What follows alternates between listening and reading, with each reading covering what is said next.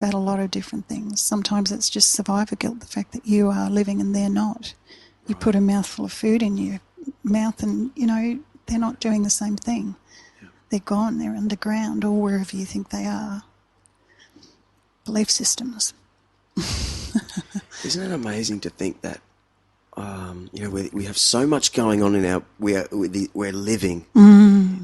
It's just, I don't think much past this. I don't actually spend a lot of time thinking about reincarnation and whatnot because it just feels like this is the only life I've had. I know. But isn't it crazy to think that for all we really know, you've had your life. Yeah. And some of them are short. yeah, everyone wants to know that there's something after this because this is so incredible. Yeah. So I read this great book, right, called Some, and it was he's a brain surgeon. He deals with death every day. So people make it, people don't, and he realised that there's only pretty much 4 key religions in the world that everyone hangs their hat on, and with all the same with all 4 stories of where you go. Mm-hmm.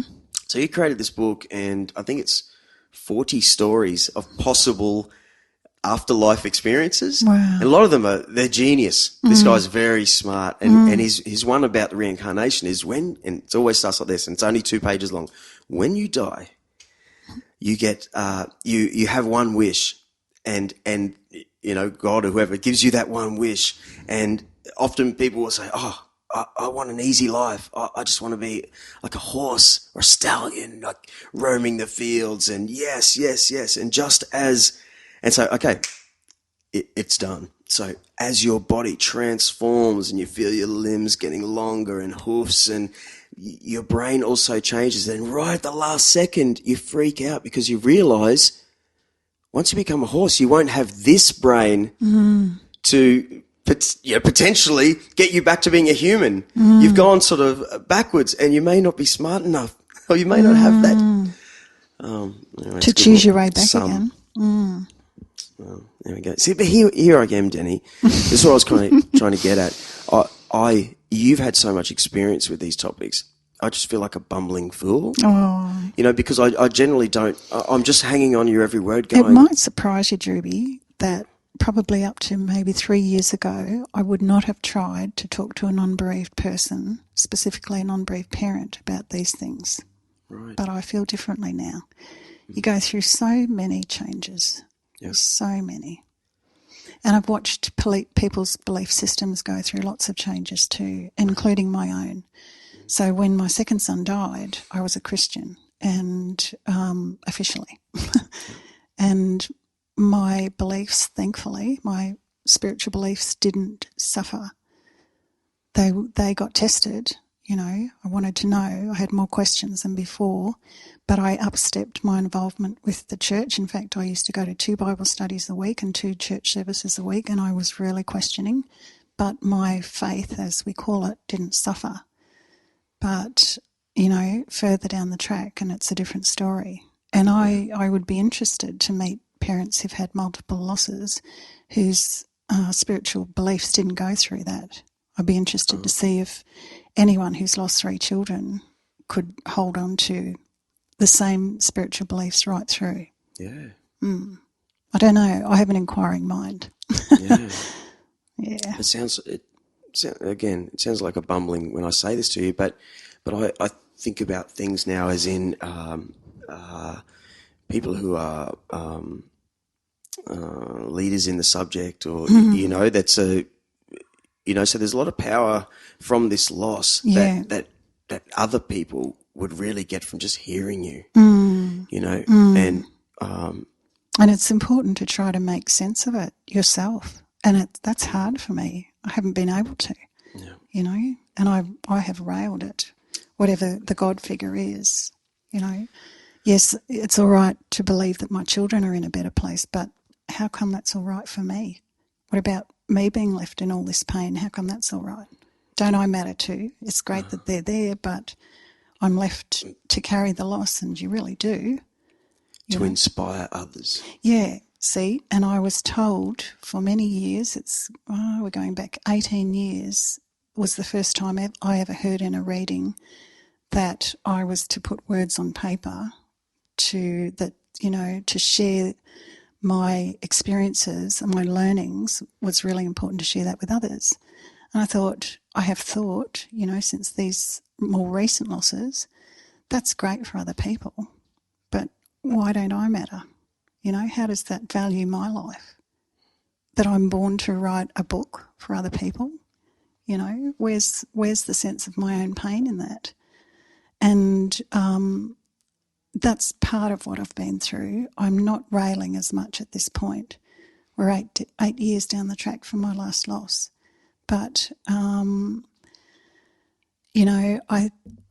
don't think that I have resolved, I don't really like that word very much, but we'll use it for the moment, resolved that's the meaning I get to make as much as succumbed to it. And I hope that I will appreciate it further down the track, that, what I am to salvage of all of this is to help other people. And I don't mean to take on a great career as a counsellor or anything, even though I'm equipped to do that. That's my background, my study. It's just in sharing my story.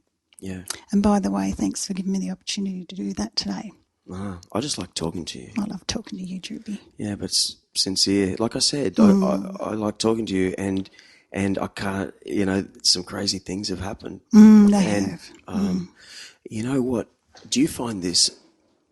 Someone told me years ago, they got cancer, and the natural, particularly in men, the natural, when someone gets cancer, a lot of people don't know what to do, and they tend to, I won't ring them, I'll just leave them alone in this time. They start to disappear. Yeah, but they really just sort of don't know what to do, and my dummy caveman thought is that we're a pack of animals over here, and someone is dropping out of the pack, and that's still our caveman instinct. Yep. Like someone's dropping out of the pack here. Yep. We for some reason we don't know how to deal with it. We can offer some. We really don't know what to say. We haven't been in that experience, and we still fear our own mortality. Yeah, but I bet that's happened with you. It has. Yeah? It has. I've had all sorts of reactions. Yeah, just really hard to. And mostly I find it fear-based. Yeah. And it's been hard for me to extend the grace of understanding of that, because I felt pissed off myself. Yeah, yeah. Of course. And yet, I intellectually I understood it. But, again, why should I have to be so big that I've got to understand that other people can't manage it either? Yeah, exactly. You're just a person. Yeah, yeah, that's right. It's a bit like putting a celebrity on a pedestal. Yeah. They're just a person. Yeah. But when when I think of you, I think of there's a heaviness to, you know what I'm saying? I do. And but to someone over here, then you have this other feeling about them, So I can imagine people going, "Oh, I love Denny to bits, but too hard. I just actually don't know how to deal with this." Yeah. And I don't.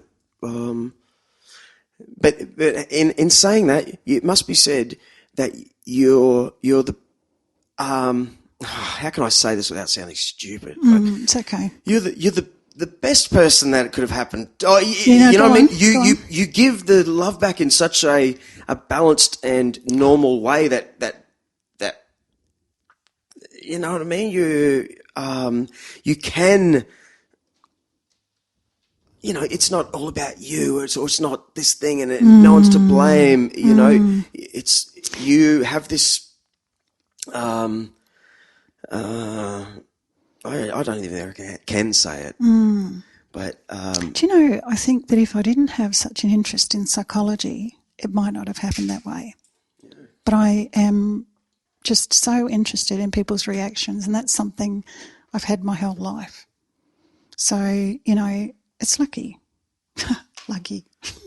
Yeah, well, there must come a time, though, when you need to start allowing yourself to say words and yes. Because I've written over 2 million words in my journals. Yeah, are you gonna put that out somehow? I'm writing a book. Oh, yeah? Yeah. How far into it? I've written Joseph's story. That's 36,000 words. I've got to condense that down. Only a first draft. And I'm working on the anorexia section of the book at the moment. True. Wow. So I've written over 2 million words in my journals in the last 30 years. How does that, what does that turn into pages if you can, you know? I don't know. Are we talking Stephen King size? Bigger. Bigger. Bigger. Wow, 2 million. But, yeah, I mean, that's not, it's really hard to weed my way through everything that's happened and try and contain it in a book. Yeah. Because I've got to first be able to contain it in myself and bring it down to size. And these experiences are just so big for one lifetime to hold, you know, and to process. Yeah. But you know, you can only put one foot after the other and move in the right direction. That's what I'm doing. So we'll see. We'll see how we go. A few more years, we hope. It could be like a life work. It is. It's my life's work, Drew. And somehow it gets made. So, you know, somehow it gets made, and somehow people read it in the future. Yeah. Like this podcast here. Yeah. I'm doing it for me, and I'm getting a good kick out of it. But somewhere in the future, this will be found.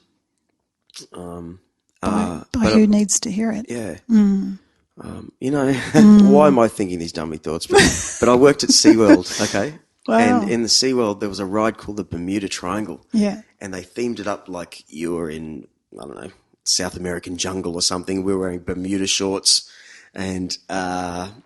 but there was this little themed area, and people, before they came on this roller coaster, would say 20 people would load into this themed little dark room, kind of smaller than this one, with fake noises of thunder and lightning, and I'd pop up with a microphone, reciting something about we need 4 boats to get on the it's really stupid stuff. But you would have loved that. Oh, I did. I actually did it. I changed the script. They were so upset with me I couldn't change it. I changed the script to make it better because their script was so horrible. Oh, yeah, I put real drama into it. But I was locked to it. I couldn't change. So I found myself going, why can't I just be lazy like everyone else? People go, welcome to the Bermuda. I was like, welcome to... Anyway, yeah, listen to me. But Born entertainer. Trapped. Beside me were all these books, like just books and theming. And actually, I was thinking about this when you're talking about Moolumba. A book that they used for theming was written in something like 1820 in Australia, and it was about these loggers that came up from Sydney. And it was written in Old English too. They came up the river. Yeah. And they were explaining all these things in all these little towns. I wish I could get it now. I actually wrote in the back of it, I read this in this state, and I finished. I read the whole book in between 10-minute breaks over 8 months. I was dying to get to work and get to read 4 more pages. But wouldn't that be great? You know what I mean? To write something. Oh, obviously, you're a writer anyway. You're going to do this. I am going to do it. To get that weight that, it's not really for anyone. I'm going to finish it. Yes. It's going to be finished, It know. is. But it would also be frightening for people to I bet you must think it's almost frightening for people to read. I don't know. Yeah. I don't know, and I don't worry about that either. No, good. Oh, I'm glad you don't. No, I don't. Because I don't. love to. I mean, you have to keep your readership in mind when you're writing, and I suppose my readership will be bereaved parents. But maybe not. Yeah, maybe not, because there are other subjects that have to go in it as well, you know. But people like me, I know nothing of Yeah. it, and I would. Yes. Here, I know. Yeah, I would know. Yeah, it might be helpful for people to just come to terms with their mortality. I know that's an idealistic way to put it, but it would be a visit there, you know, addressing the fear of the fact that we are going to die one day. Yeah. I was thinking about that on the drive here. It's a beautiful sunny day, and I was wondering what sort of difference it makes when you consider your own mortality. And I thought, you know, I was watching other cars drive by, and I think we're here only so temporarily. It's such a short little visit to this planet. Yeah. And here's another person passing me by who's here today as well, you know, and here we are. We've had a friendship for 15 years. Yep. And